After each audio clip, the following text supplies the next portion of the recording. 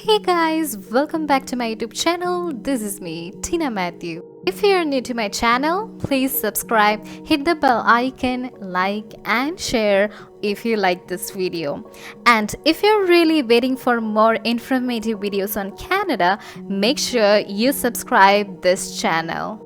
In today's video, I'll be showing a step-by-step guide for calculating your PR score and to check whether you are eligible for PR in Canada.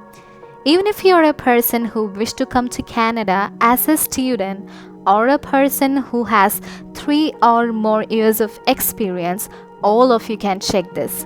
There are various factors which determines your PR score. So towards the end of this video, I'll be discussing some of those key factors and points distribution for each factors. So without further delay, let's start our video. So first of all, type in CRS score Canada on Google and it brings up the page, and I'll also provide the link in the description box so that you can directly access the website from there. So the first one that you can see on the screen, that's comprehensive ranking system. That's the CRS tool for skilled immigrants. That's the express entry. So this tool determines your PR score, and there are various boxes that you can see here. You have to fill out all those boxes. So in this case, I'm giving my example. So after completing this, I will show an example for a person who has 3 or more years of experience and who wish to apply for PR from India. So first we will go to my example.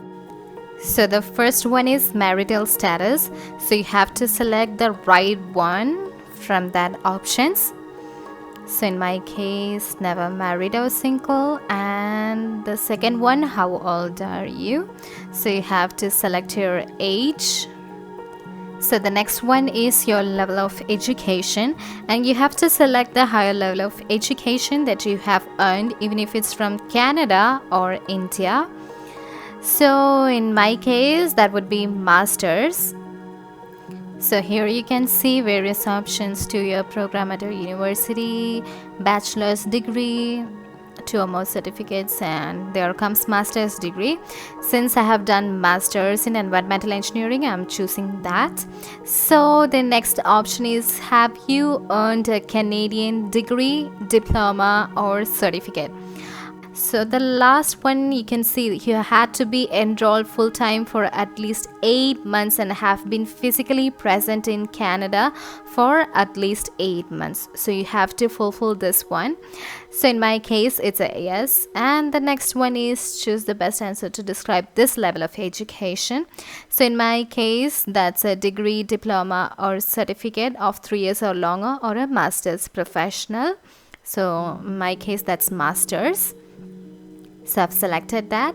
So now we are moving on to the official language test. And are your test results less than 2 years old? Of course, yes. Which language test did you take for your first official language, IELTS? So in this case, I'm roughly choosing the scores, and so I'm choosing magic score for IELTS. So the magic score means that's the most preferable scores for IELTS, that is 777-8. So for listening, you have to get 8, and then for reading, writing and speaking, you have to get 7. So I'm selecting that here. So for the next one, do you have other language results? So in my case, it's no. If you have, then select it. So in my case, it's not applicable. Then the next one is work experience. In the last 10 years, how many years of skilled work experience in Canada do you have? So in Canada, you need at least 1 year of experience to apply for PR. So in my case, that's 1 year, and that job should be in NOC skill type B, A or O. So I'm gonna choose 1 year here. And the next question is, in the last 10 years, how many total years of foreign skilled work experience do you have? So that means out of Canada, how many years of experience do you have? And so in my case is none or less than a year. So the next one is, do you have a certificate of qualification from a Canadian province, territory, or federal body? So that means it's asking for some certifications. If you have, then you can choose that. But in my case, I don't have any certifications. So I'm choosing no. Okay, so after that, do you have a valid job offer supported by Labor Market Impact Assessment? That's LMIA. So for that, that job offer should be valid for 1 year from the time you become a permanent resident, and that employer should be an eligible employer. So if you want to know more about that, you can click on that full list of criteria for valid job offers, and it will give you detailed information on that. So in my case, that's a no, and I'm choosing that. Moving on to the next one. Do you have a nomination certificate from a province or territory? So that means a PNP nomination, provincial nominee program. So I don't have one. I'm directly applying for PR. So that's a no from my end. Moving on, do you or your spouse or common law partner have at least one brother or sister living in Canada who is a citizen or permanent resident? So if you have a brother or sister living in Canada and they're already a permanent resident, then you will get additional points. So they have given the relation there: blood, adoption, marriage. So in my case, that's a no. So these are all the criterias that they will check for PR points. Now we can calculate my score here. So in this area, you can see the breakdown of PR points and each factors. Each and every factor has its own importance, even if it's age, your level of education, your spouse factors, then IELTS score, everything. So as you can see, I got a grand total of 489 points. So on the last draw for the PR, the required CRO score was 400, but it usually comes around 430 to 465, 440, something like that.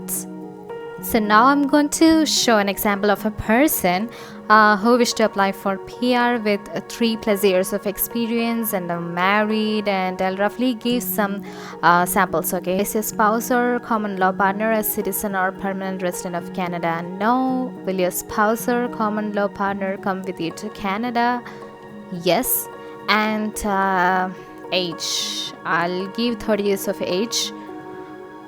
And what is your level of education? And if you're applying from India, you have to select your higher level of education. Have you earned a Canadian degree, diploma, or certificate? No.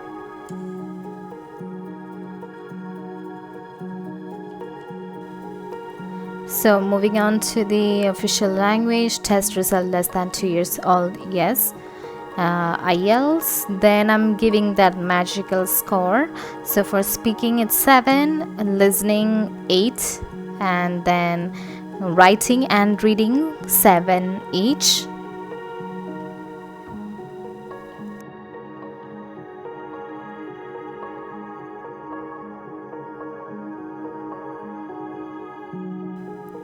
Other language results not applicable. And then work experience. So here it's asking for skilled work experience in Canada, so none or less than a year. And in the last 10 years, it's asking for the foreign work experience. So it's 3 years or more, that is preferable. So 3 years or more. And do you have a certificate of qualification? Okay, so I'll say no. And then here's the space for additional points. Do you have a valid job offer? So that's LMIA. I would say no. Then do you have a nomination certificate from a province or territory? No. Do your spouse or common law partner, brother or sister living in Canada? I would say no. So from this portion onwards, it's asking for the spouse factors. So here it's asking for the higher level of education. So we can give the right one.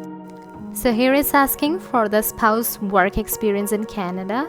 So give it like none or less than a year. And did your spouse or common law partner take a language test? So that would be more preferable. So IELTS, and I'm giving that magic score here.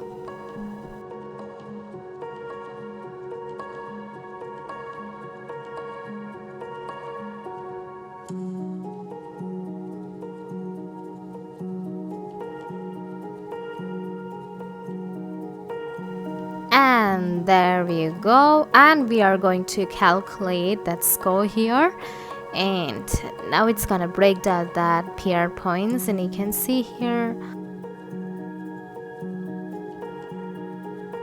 Okay, so this person will get 428 points. So the points that I got was 489 and this person has got 428. So that's the difference. So this is how we calculate the PR score, and we'll check whether we are eligible for applying PR in Canada. So now we move on to the various factors that affects this PR score and how this breakdown is done. There is a note given there. If you're applying for PR without a spouse or partner, you will get more points.